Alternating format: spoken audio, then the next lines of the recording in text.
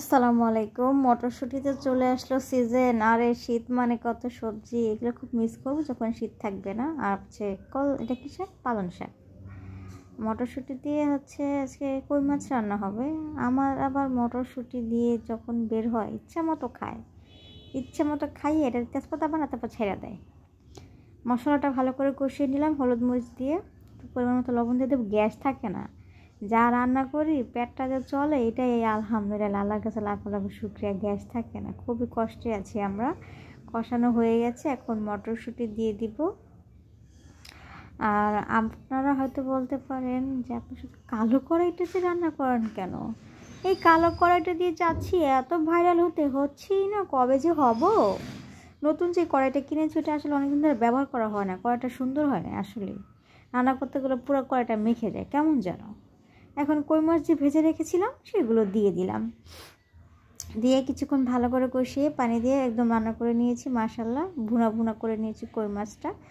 এখন আমরা শাকটা ভাজি করব। পালং শাকে প্রচুর পানি ছাড়ে, এটাকে আর ভাপিয়ে নিব না। পেঁয়াজ মরিচ ভেজে পালং শাকটা এখন দিয়ে দিলাম, দিয়ে কিছুক্ষণ নেড়ে চেড়ে। পালং শাকের চিংড়ি মাছ দিয়ে বেশি মজা লাগে, ভাজি তেমন একটা খাই না, হঠাৎ করে ওদিন একটু করলাম। আলু একটু দিয়েছিলাম বেশি। হ্যাঁ, পালং শাকে দেখেন কী পরিমাণ পানি ছাড়ছে একদম। কিন্তু একটা ছড়া আছে না, হাঁটু জল, কিন্তু একটা ছড়া ভুলে গেছি। যাই হোক, দুপুরের জন্য খাবার নিয়ে নেব।